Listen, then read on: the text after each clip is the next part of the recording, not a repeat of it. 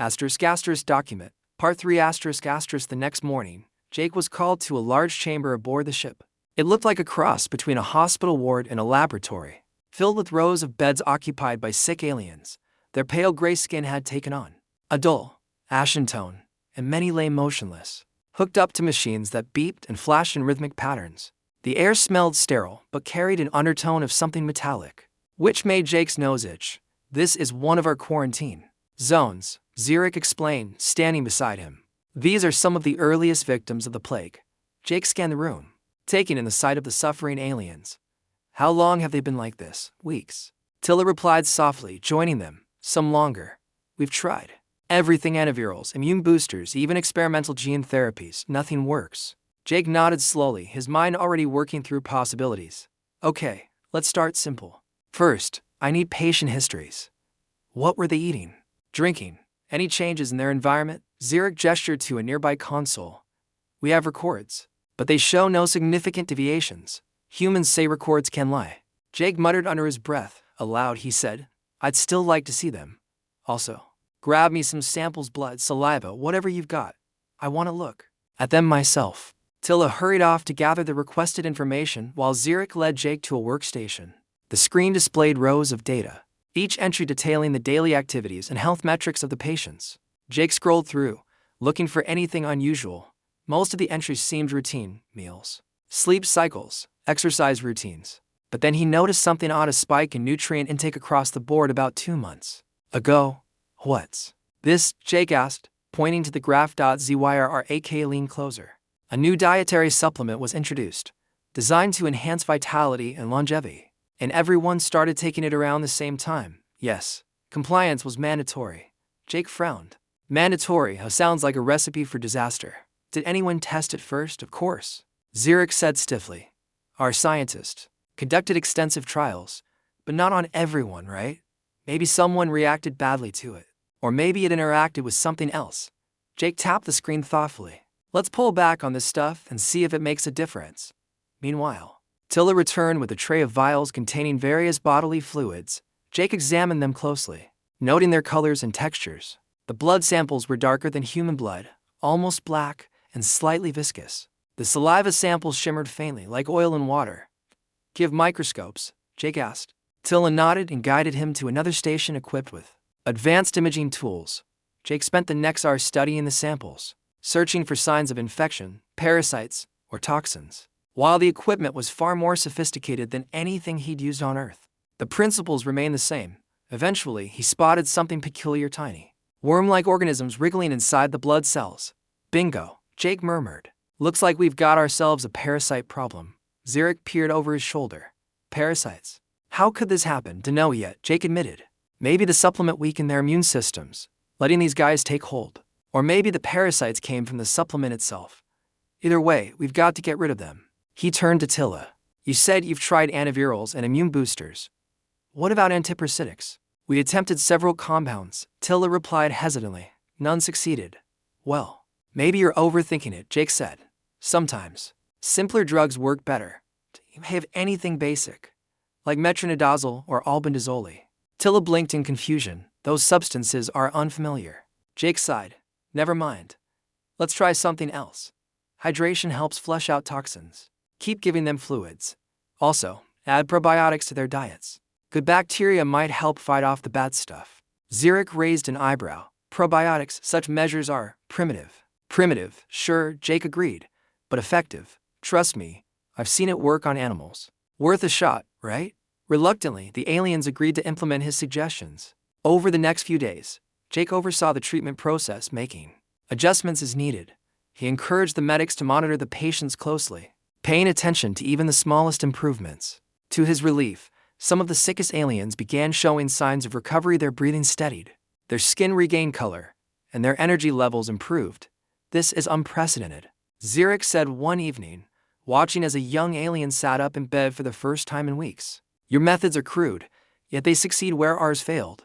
"Crude, maybe," Jake replied with a shrug, "but sometimes crude gets the job done, despite the progress." Jake knew they were only scratching the surface. The parasite issue was just one piece of the puzzle. The bigger question remained: why had the plague spread so quickly? And why had the aliens' advanced technology been powerless to stop it?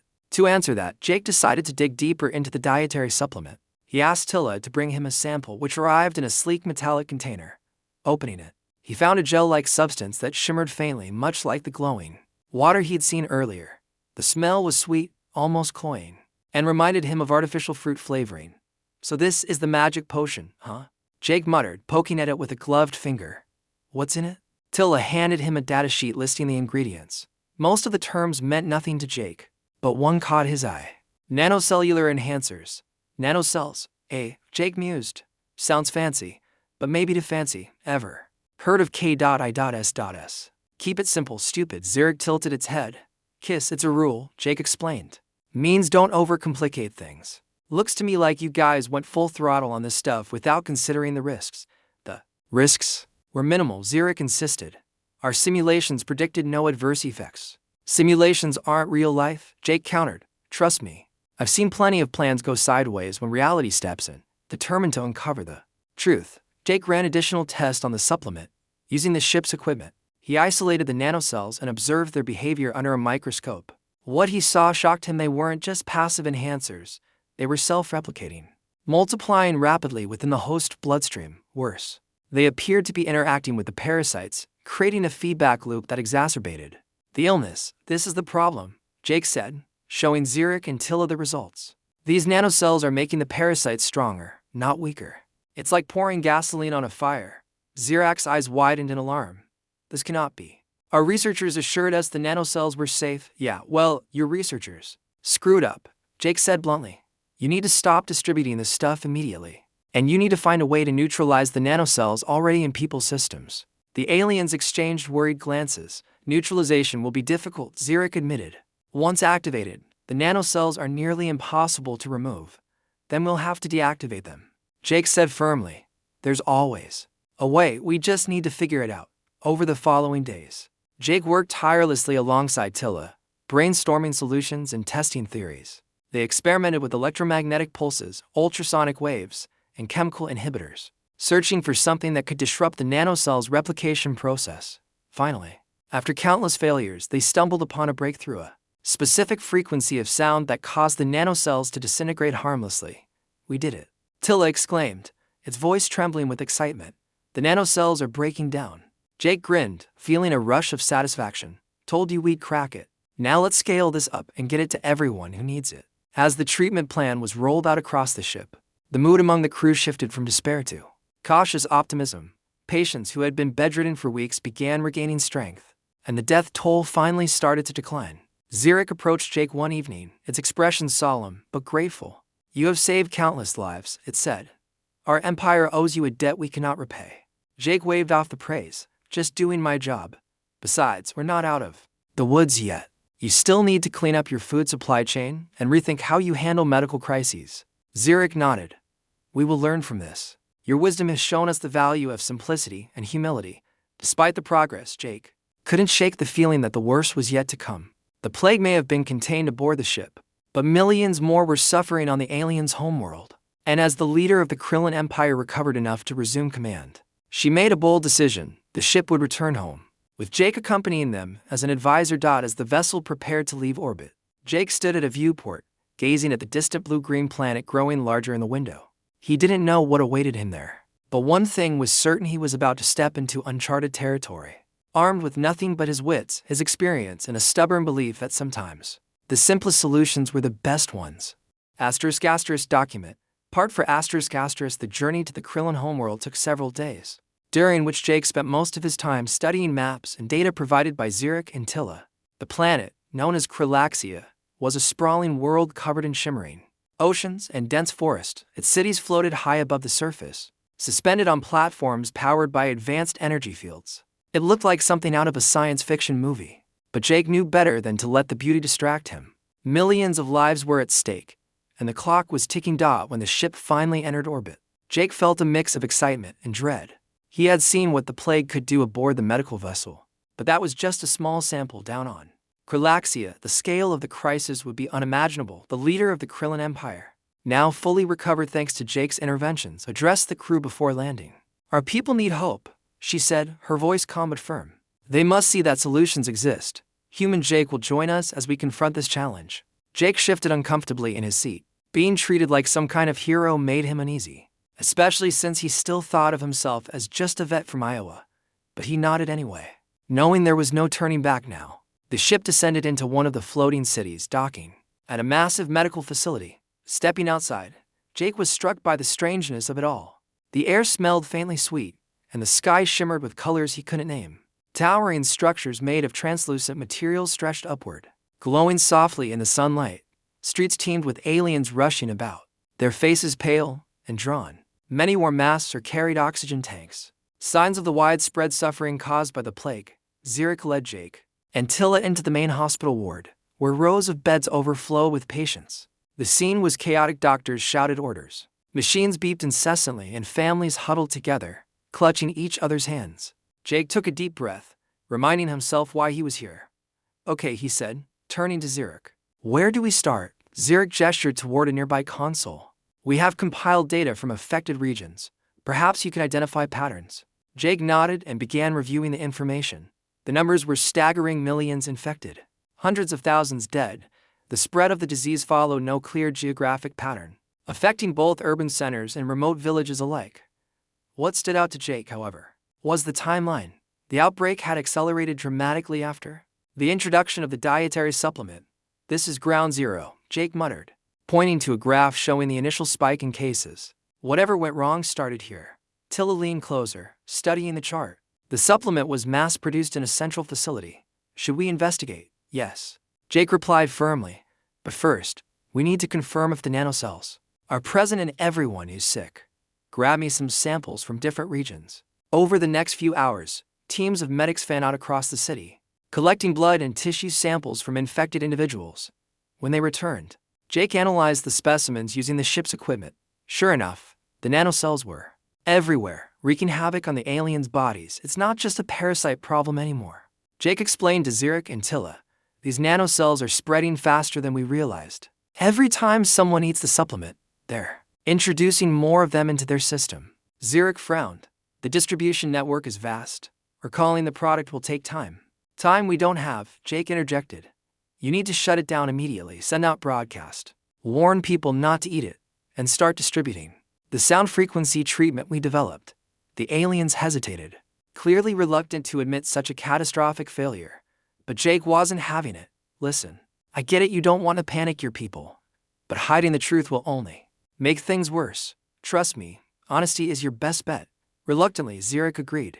Emergency messages were sent out across the planet, warning citizens about the dangers of the supplement and instructing them to seek medical attention.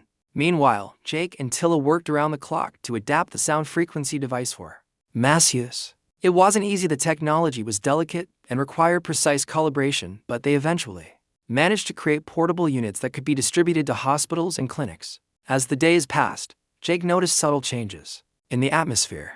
While fear still lingered, there was also a growing sense of determination. The Krillins, once paralyzed by despair, were beginning to fight back. Families organized volunteer groups to care for the sick. Engineers repurposed factories to produce medical supplies, and scientists collaborated with Jake to refine the treatment protocols. Despite the progress, challenges remained. Some regions were too remote to receive immediate help, and others resisted the new treatments, clinging to traditional remedies that proved ineffective. Jake found himself traveling frequently, visiting communities to demonstrate the sound frequency devices and explain how they worked.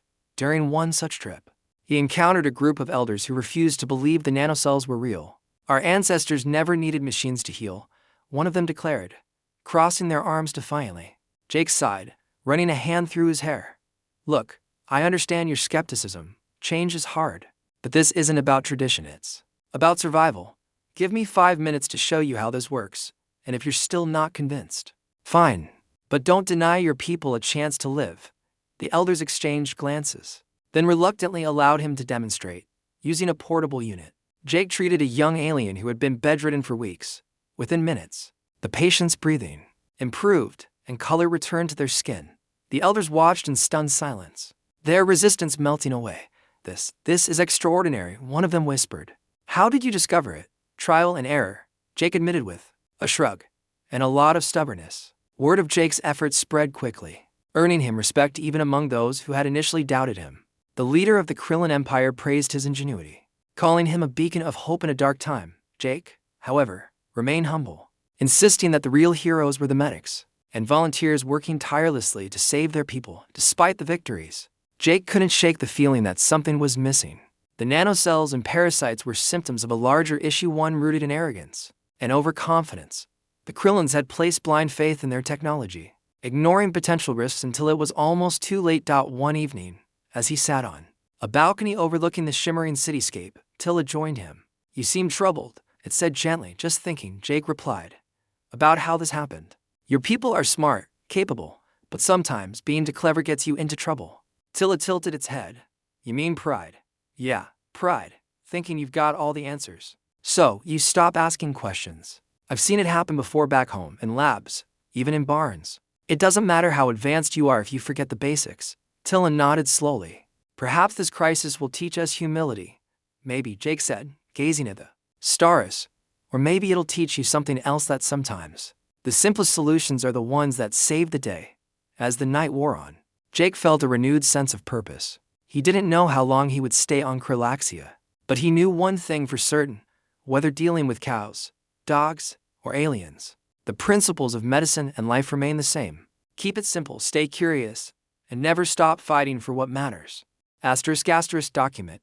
Part 5 ***. The weeks that followed were a blur of activity for Jake. The sound frequency devices had been distributed across Galaxia, and while they weren't a perfect cure, they were making a difference. Patients who had been on the brink of death began to recover, their bodies slowly healing as the nanocells disintegrated. Hospitals that had once overflowed with the sick now saw empty beds, a sign of hope in a world that had known only despair.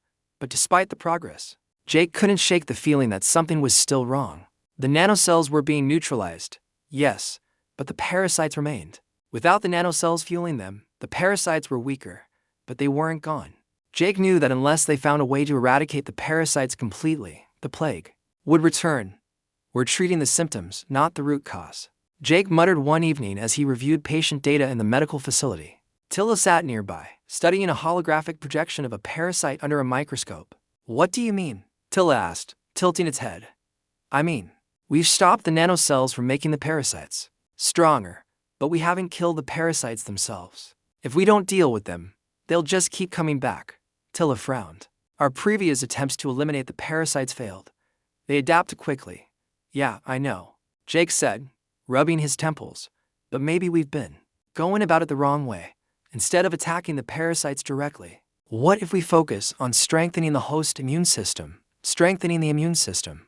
Tilla echoed, clearly intrigued. "Exactly.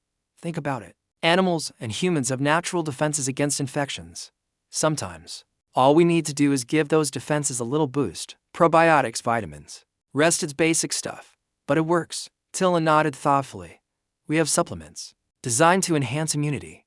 Perhaps we could modify them or simplify them," Jake added.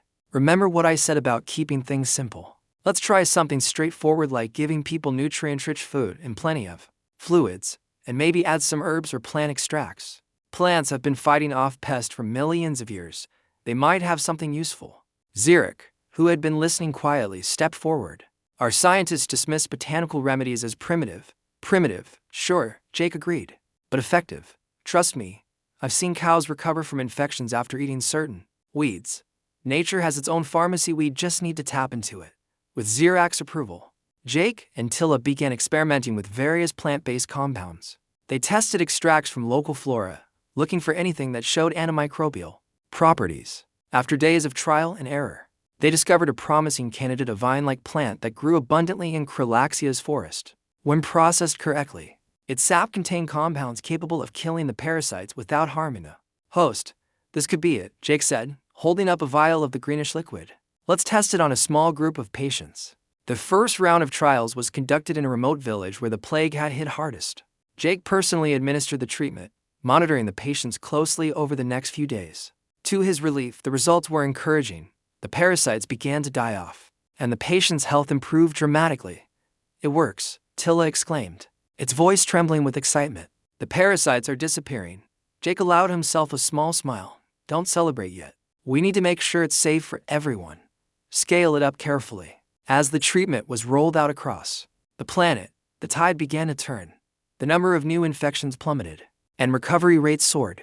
Families who had lost hope started rebuilding their lives, and cities that had been ghost towns came alive again with laughter and music. Jake became a symbol of resilience. His name whispered with reverence among the Krillins, but not everyone was pleased. Back at the Central Medical Facility, tensions simmered between Jake and the Scientific Council, a group of elite researchers who had long dominated Krillaxian medicine. They resented Jake's unorthodox methods, viewing them as an insult to their expertise. His techniques are crude, one council member argued during a heated meeting. He has undermined decades of research with his so-called simple solutions. Crude or not, they save lives, Zurich countered sharply.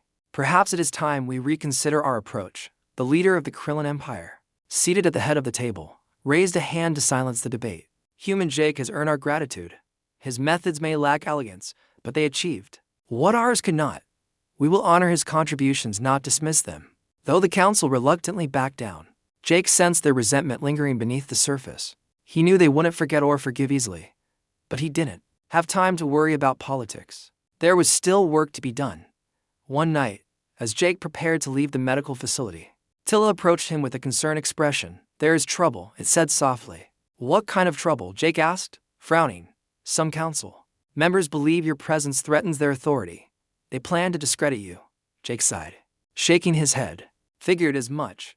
Well, let them try. I've got nothing to hide. Still, you should be cautious." Tilla warned. "They are powerful." "Thanks for the heads up," Jake replied. "But honestly, I'm more worried about finishing this job than playing politics." Despite Tilla's warning, Jake pressed on, determined to see the fight through to the end. He traveled to even more remote regions, ensuring that every corner of Krillaxia received the treatment. Along the way, he encountered countless stories of survival and lost families reunited, children regaining their strength, elders sharing wisdom passed down through generations. Each story reminded him why he had stayed. Meanwhile, the Scientific Council grew increasingly desperate, unable to challenge Jake's success outright. They turned to sabotage. Shipments of the plant-based treatment were delayed or tampered with, forcing Jake and his team to double-check every batch before distribution. Surveillance footage revealed suspicious activity near storage facilities, but proving the council's involvement proved difficult.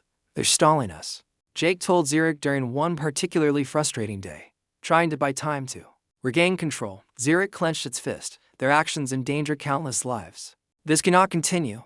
"Agreed," Jake said. "But we can't let them distract us. Focus on getting the treatment out. The faster we finish, the less damage they can do." Finally, after months of relentless effort, the last shipment of the plant-based treatment was delivered. The plague was officially declared under control, though ongoing monitoring would ensure it didn't return. Celebrations erupted across Krillaxia, with fireworks lighting up the skies and crowds gathering in the streets to cheer. Jake stood on a balcony overlooking the festivities, feeling a mix of pride and exhaustion. Tilla joined him, holding two cups of glowing liquid. "A toast," it said, handing one to Jake. "To humanity and simplicity," Jake chuckled, raising his cup. "To teamwork and stubbornness." As they drank, the leader of the Krillin Empire approached, her eyes shining with gratitude. "You have given us more than a cure," she said. "You have taught us humility and resilience. For that, we are forever in your debt." Jake shrugged modestly. "Just doing my job. Besides, you guys did most of the heavy lifting." "Perhaps," the leader replied with a smile, "but it was your vision that guided us. We will honor your legacy by remembering the lessons you brought." As the night wore on, Jake felt a deep sense of fulfillment. He had come to Krillaxia as a reluctant participant in a crisis, but he was leaving as a hero, not because of his brilliance, but because of his determination to keep things simple and focus on what mattered most: saving lives. But even as he gazed at the stars, knowing his journey home awaited, he couldn't help but wonder what other challenges lay beyond the horizon. Wherever they were, he was ready. Document Part 6 The celebration on Krillaxia lasted for days, with music, feast, and glowing lanterns filling the skies. Jake found himself swept up in the festivities, though he remained somewhat awkward about being treated like a hero. Wherever he went, crowds gathered to thank him, their large black eyes shining with gratitude. Children tugged at his sleeves, asking questions about Earth, while elders shared stories of how his treatments had saved their families. Despite the warmth of their appreciation, Jake knew it was time to leave. The plague was under control, the Krillins were recovering, and his work here was done. As much as he admired their resilience, He missed the simplicity of his life back in Iowa with the quiet fields, the animals, the familiar rhythm of his days. On his final evening aboard the ship, Zurich and Tilla hosted a small farewell gathering in his honor. The room was decorated with shimmering plants and glowing crystals, casting soft light across the walls. Tilla presented Jake with a gift, a small device that fit in the palm of his hand. "This is a universal translator," Tilla explained. "It will allow you to speak any language, human or alien." Jake turned the device over in his hands, marveling at its sleek design. "Thanks, this is incredible, a token of our gratitude." Zurich added, "You have changed our world. We hope you will remember us fondly." Jake nodded, feeling a lump in his throat. "I'll never forget you guys. Honestly, I've learned as much from you as you have from me." As the night drew to a close, Jake stood on the ship's observation deck, gazing at the stars. The leader of the Krillin Empire joined him, her presence calm and dignified. "You are returning to your home," she said softly, "but know this. You will always have a place among us. Should you ever wish to return, our doors will be open." "Thank you," Jake replied, his voice tinged with emotion. "It's been an experience I'll never forget, but I think it's time I got back to my own world." The leader smiled faintly. "Your humility is rare and admirable. Take care, human Jake. May your path be bright." The journey back to Earth was quieter than Jake expected. Without the constant rush of crisis management, he had time to reflect on everything that had happened. He thought about the Krillins, their brilliance, their flaws, and their capacity for growth. He thought about Tilla, whose curiosity and determination reminded him of himself when he was younger. And he thought about Zurich, who had gone from skeptical medic to trusted ally. When the ship finally entered Earth's atmosphere, Jake felt a mix of relief and nostalgia. The sight of the blue-green planet below filled him with a sense of belonging he hadn't realized he'd missed. The ship landed in a secluded field near Cedar Ridge, far from prying eyes. As Jake stepped out onto the grass, he took a deep breath, savoring the familiar smell of soil and crops. Zurich and Tilla accompanied him to the edge of the field, ensuring he had everything he needed. "Safe travels," Zurich said, extending a claw-like hand. "May your future be prosperous." "And yours too," Jake replied, shaking it firmly. "Take care of each other." Tilla lingered a moment longer, its large eyes glistening. "We'll miss you, human Jake." "I'll miss you too, Tilla," Jake said, smiling. "Stay curious, okay?" With a final wave, the aliens boarded their ship and lifted off, disappearing into the sky. Jake watched until the glow of their engines faded, leaving only the stars behind. Life back in Cedar Ridge was both comforting and strange. Jake resumed his work at the vet clinic, treating cows, dogs, and horses as if nothing had changed. But the memories of Krillaxia stayed with him, shaping the way he approached problems. He found himself encouraging farmers to trust simpler solutions, reminding them that sometimes the best answers were right in front of them. News of his adventure eventually reached the public. Thanks to footage the aliens had broadcast during the height of the crisis, videos of Jake working alongside the Krillins went viral, turning him into an internet sensation. Reporters flocked to Cedar Ridge, eager to interview the human vet who saved an alien empire. Jake handled the attention with his usual humility, deflecting praise and focusing on the lessons learned. "It wasn't just me," he told one interviewer. "The Krillins did the hard work. I just gave them a nudge in the right direction." His newfound fame brought unexpected opportunities. Universities invited him to give lectures. Companies offered lucrative endorsements, and even NASA expressed interest in consulting with him. But Jake declined most of it, preferring the quiet life he'd always known. One evening, as he sat on his porch watching the sunset, his phone buzzed with a notification. It was a message from an unknown sender, written in perfect English. "Thank you, human Jake. Your wisdom continues to guide us. We are forever in your debt." Jake smiled, recognizing the tone immediately. He typed a quick reply. "Glad to hear it. Keep it simple, and you'll be fine." As he set the phone aside, he noticed something unusual in the sky, a faint glimmer moving silently among the stars. It could have been a plane, a satellite, or something else entirely. Jake didn't know, and he didn't dwell on it. Instead, he leaned back in his chair, letting the cool evening breeze wash over him. Whatever the future held, he was ready. After all, whether dealing with cows, aliens, or life itself, the principles remain the same: stay curious, trust your instincts, and never underestimate the power of simplicity.